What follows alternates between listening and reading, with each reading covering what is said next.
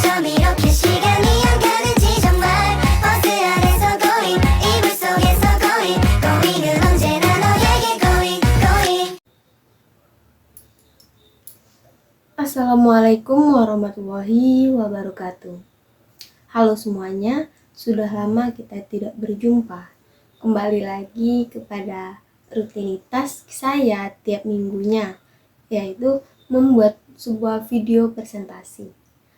Nah, kali ini kita akan membahas tema yang berbeda dari sebelumnya, karena pada saat ini saya akan membahas seputaran manajemen humas, yang mana pada awalan ini tentunya akan membahas konsep dasar terlebih dahulu. Maka dari itu, sekarang pembahasan awalan ini yaitu public relation secara konseptual. Public relation dalam memberikan dampak tidak hanya di dalam hal untuk kita bekerja saja dalam lembaga atau organisasi dimanapun.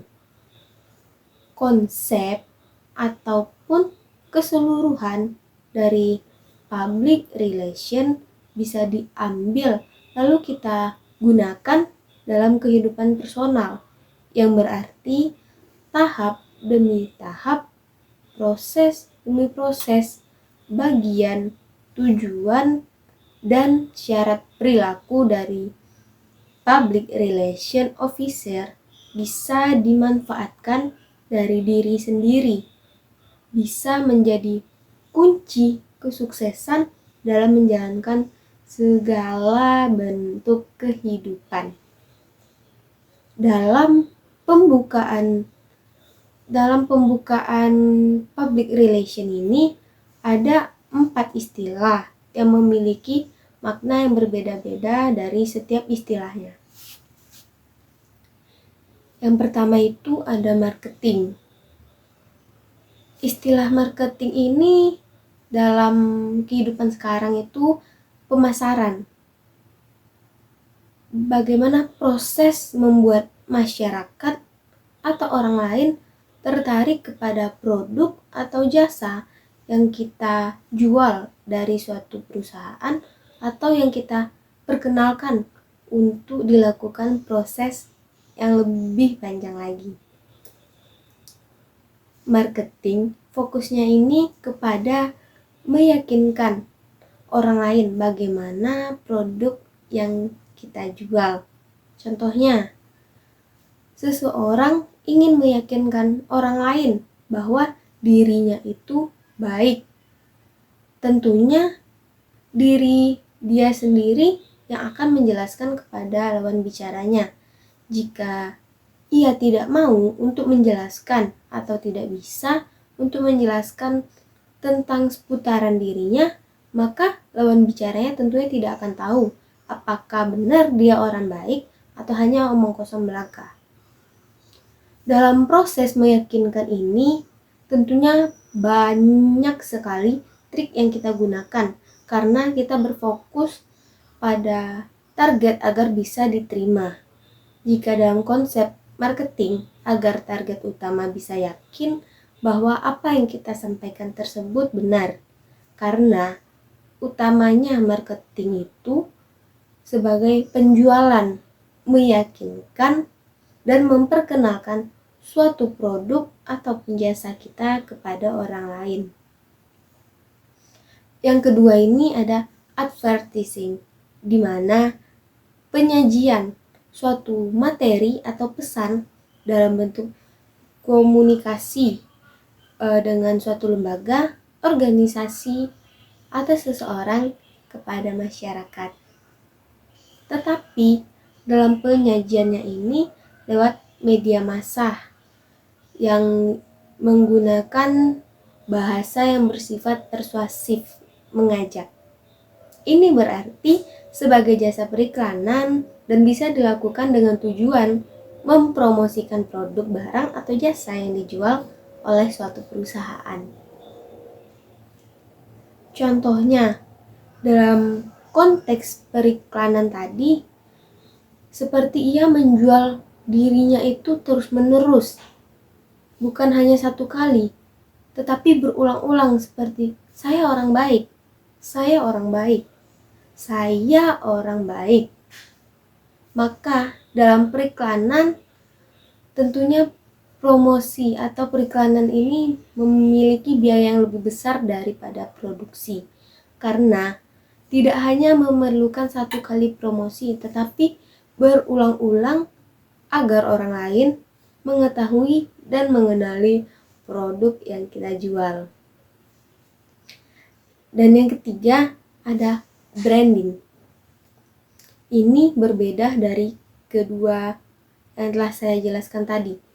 Berbeda dengan marketing, berbeda dengan advertising, di mana kedua langkah tadi telah dilakukan dengan bicara sudah mendengar. Lawan bicara kita sudah mendengar, sudah paham, lalu ia akan menjadi suatu kebenaran, maka ia bisa mendapatkan brand. Kita sudah memiliki branding dalam suatu pikiran lawan bicara kita. Jadi bisa diterima atau tidaknya, ia tentunya sudah yakin dan sudah tahu. Karena proses branding ini, prosesnya itu sangat panjang. Konteks branding ini juga telah terjadi suatu perkembangan atau beralih menjadi suatu citra, kredibilitas, karakter, kesan atau persepsi dan suatu tanggapan dalam pikiran konsumen. Jika tiga istilah yang telah saya sebutkan tadi dilakukan dalam keseharian, dimanfaatkan untuk meyakinkan orang lain dalam dunia kerja. Marketing dibutuhkan dalam proses meyakinkan orang lain untuk mengetahui dirinya. Advertising di sini memanfaatkan diri kita berkali-kali, berulang-ulang, terus-terusan, agar lawan bicara orang lain bisa mengetahui pasti bagian-bagian yang telah kita jelaskan dengan langkah-langkah tersebut. Branding kita akan muncul dengan sendirinya dan bisa ditangkap langsung oleh orang yang telah kita tentukan sebagai suatu target atau sasaran. Dan yang terakhir itu public relation. Nah, tiga bagian yang telah saya sebutkan tadi itu menjadi satu kesatuan. Jadi kita tidak sebelum menjelaskan mengatakan berkali-kali agar lawan bicara kita tahu, karena begitu akan terbentuk dengan sendirinya. Maka kita tidak perlu lagi menjelaskan, memberikan dia pemahaman agar dia mengetahui, karena kita akan memunculkan suatu branding tersendiri dalam pikirannya. Jadi tidak perlu lagi kita, lembaga, perusahaan, organisasi yang menjelaskan kepada lawan bicara, justru orang lain yang akan mengetahui kredibilitas kita. Jadi kita tidak perlu susah-susah membuang tenaga, pikiran, atau biaya kita. Sedari yang kita tahu ya, kita kan berbicara memperjualbelikan diri. Dalam proses public relation yang terkenal dari Martens, ia mengindikasikan 4 statement, yaitu RACE.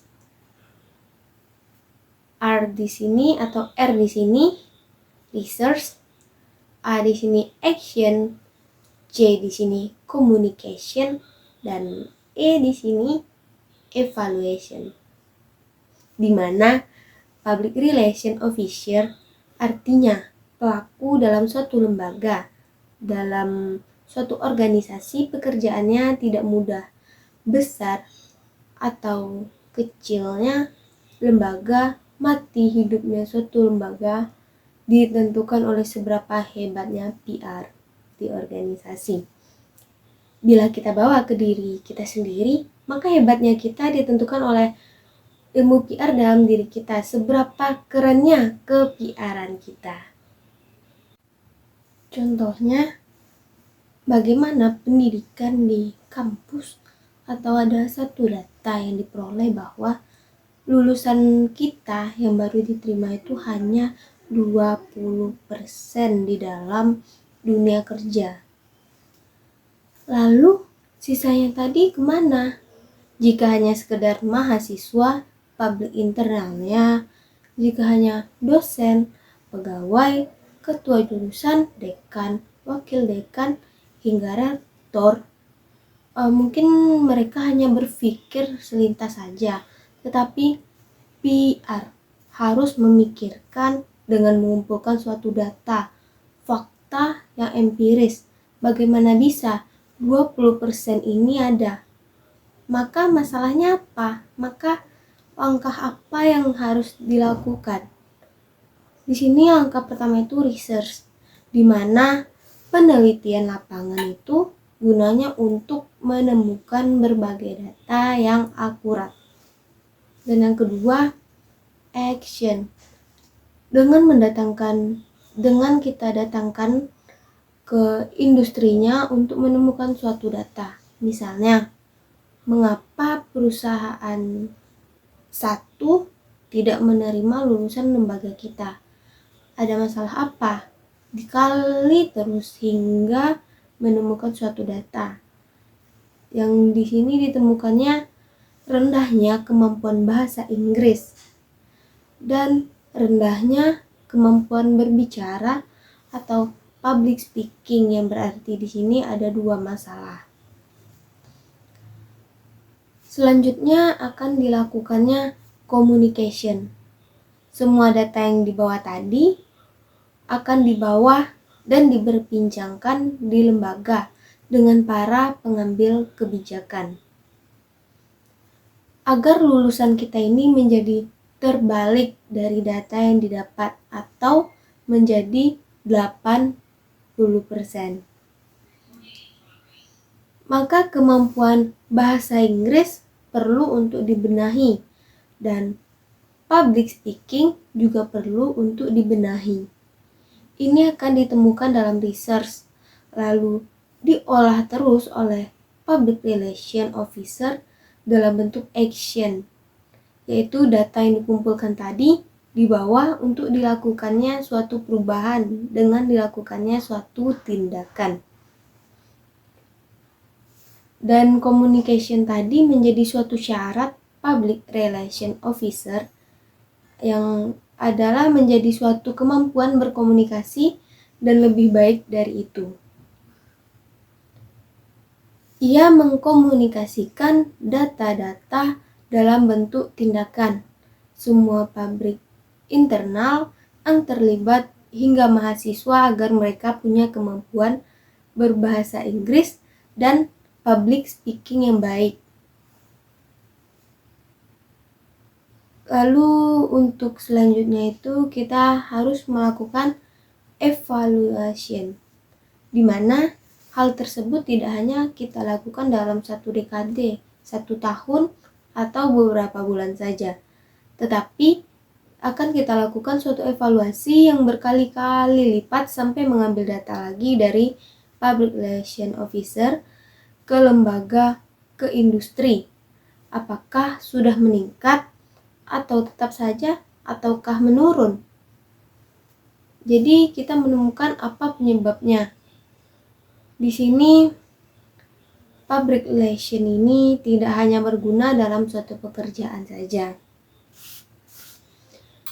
tetapi public relation ini juga berguna dalam kehidupan kita sehari-hari, yang bisa membantu kita dalam menyelesaikan suatu permasalahan.